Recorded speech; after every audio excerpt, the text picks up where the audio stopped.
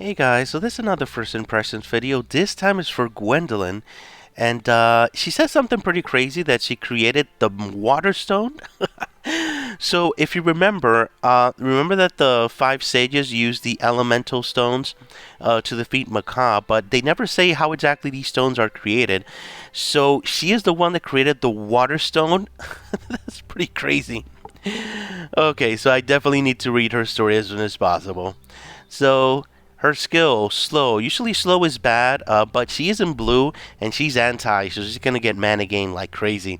So this specifically is not so relevant because you're gonna get so much mana from blue anyway. Alright, deals 320% damage to all enemies and inflicts Frosted. Frosted is reduces mana gain by 33%. So this is relevant, especially if you're giving it to the entire team. That's going to have the enemy gain less mana. So this is really powerful, actually. Well, alright, let's continue. So while applying Soul Link to the target enemy, last 3 turns, only one instant of this effect can be active at a time. So something that this is not saying that the Soul Link is not cleansable, dispellable, whatever you want to call it. This is, yeah. So no matter what you actually do, somebody's going to receive damage and somebody is going to share it no matter what happens. So this is pretty powerful. And this is why. Soul Link links the enemy with the lowest HP other than the target, increasing damage taken by both linked targets by 25%. So this specifically doesn't seem like much, but it's incredibly relevant. Incredibly relevant. You're already targeting one enemy, and the other one is the weakest in the entire team, and they're going to receive 25% damage of all the damage that is received. So yeah, this is pretty powerful. If it's AoE damage, it's going to be a lot more damage. If it's single target damage, it's going to be jumping from one side to another. So that is super powerful. And if the target has no allies, then it receives 50%. So this means that you have this hero, and straight off the bat, the boss, when you're fighting bosses, they're going to receive 50% more damage. So, yeah. That is game changer for anyone. It doesn't matter who you are. If you have this hero and you're fighting bosses, this is going to be relevant. If you're having problems with getting high scores with bosses, yeah, this hero is going to help you a lot. 50% damage out is a lot, guys. Alright, when either target linked by Soul Link takes damage, the other target takes equal damage. This effect considers shared, so pretty much their damage, pretty much. So yeah, very, very powerful stuff, guys, for sure. Yeah. But that doesn't stop there, and never stops. Awakening +1. At the start of the battle, apply Soul Link to the enemy with the lowest HP, lasting for 3 turns. So right off the bat, we're doing our stuff. But something interesting about this, that since this automatically targets to the weakest enemy, you're gonna know straight off the bat when you start the battle who is the weakest enemy in the entire enemy team. So that in informational sense, this is really relevant. So you start the battle, you see the linked enemy, and you know, okay, this is the weakest guy in the team. I may decide to kill him first, I may not decide. So that's strategy information that you're definitely going to want to know, and this will give it to you right off the bat without having to check every single hero there. So, Enhanced Soul Link. Whenever the target takes skill damage, Gwendolyn will deal 50% extra damage. This effect can be triggered up to 10 times. So remember that every single time that an enemy is hit, in other words, that means no shields, no anything, they are hit.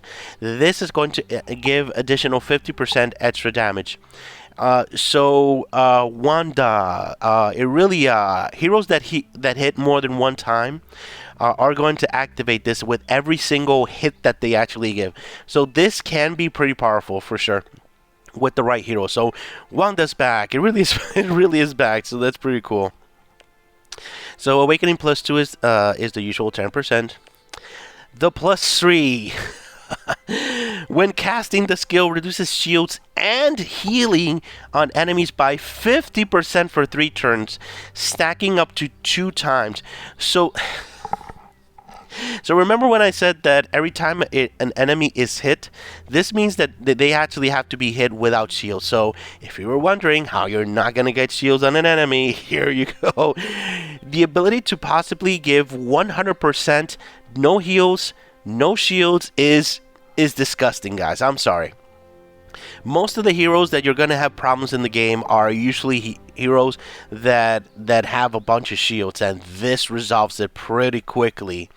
So yeah, this is really relevant, guys, for sure. And blue also has shield breaker, so this is going to be pretty crazy.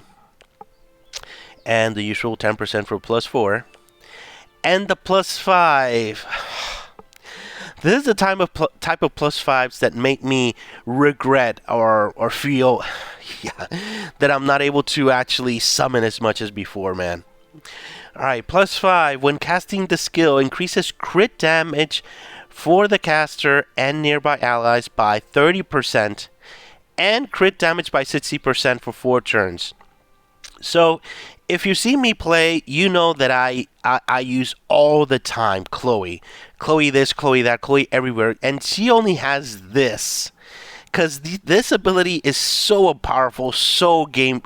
Yeah, it's straight up disgusting, guys, for sure. And if she only had this, that would be enough. That would be enough for sure. And remember that blue recently, it hasn't been doing like incredible amounts of damage so much in the actual attack teams. But this will definitely push them to the top with damage for sure.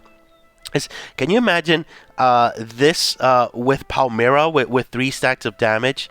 That is pretty crazy, guys. That is disgusting. Disgusting. Oh yeah. So, but anyway, it doesn't stop there. Enhanced Soul Link. Whenever the target takes skill damage, the extra damage they take from Gwendolyn increases to 80%. The number of times this effect can be triggered increases 15 times. So you have this, and then you added on top of that the extra damage. So now it's 15 times, by the way. So one that goes off, there's no shields. This is going to destroy whoever is on the board with this Soul Link. It's just disgusting. Disgusting, guys. Oh my god, I really would love to have this hero +5. This is insane. But anyway, let's take her to a spin so I can show you a few things that she actually does here.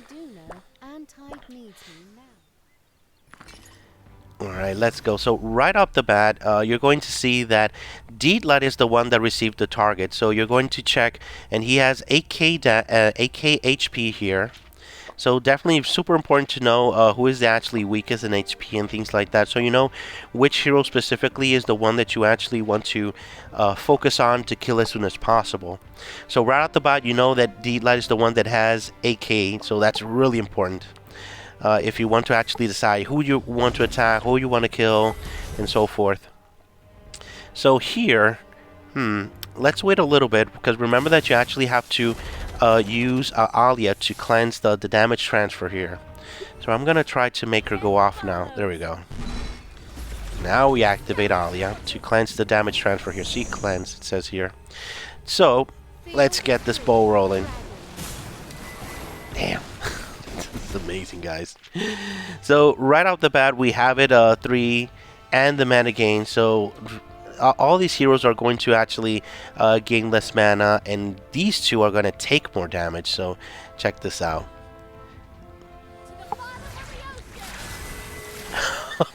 that is insane, guys. That is freaking insane. So remember that in this case, you're not going to actually see the full potential of damage that the actual damage that you're going to actually receive by 50%, because we have Thor here. Since we have Thor, let's try to kill Thor first. Why not? So I can actually show you. Because the thing is that every single thing hit that goes through, Thor is actually going to protect by every single hit there. There we go. So let's try again. so I can actually show you all this. Because every single time that you hit, Thor was going to create a shield. It's going to protect the enemy. But now that he's not around, we can actually try to show you this. Alright, one more. Alright, so let's do it like this. Check this out. So now that Thor is not around, Mildred took a bunch of damage right there, guys. Let's see. Look at that. That's insane. Oh my god. We're hitting a hero that usually takes so little damage. It's taking such a beating. So let's finish her off now. So yeah. Very, very powerful stuff, guys. But always remember to... There we go. Anyway, she's dead. So that... What? They actually count the damage that... That is insane, guys. Wow. That is crazy. Yeah. I'm almost lost for words because of all the things that I've seen with this hero. For sure. So, let's talk about her weapon real quick. Because we have to talk about this. Because remember that she seems like a hero that is not going to be good on defense. Because look at that low defense here. But when you check her weapon, the wielder, the shields, the wielder for 35%. So pretty much she creates shields every time that she creates 10 or more Naga stones. But for her, she actually gains mana gain by 45%. That is... So that makes me think that if she has her weapon, there's a high possibility that she is able to be used on defense. Imagine her on defense. First, the spell dispels everything on the board. And then she goes off and everybody else goes off. And someone is going to die. For sure. If there's no damage sharing the board and she goes off, someone is going to die, guys. Yeah. I shudder to think what will happen on defense at high level. And luckily, we do have a clip of her on defense that someone sent me over. So check this out.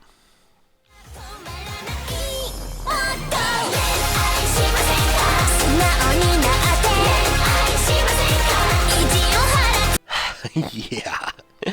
So if any hero has the possibility to do that, yeah, he could definitely be used on defense for sure.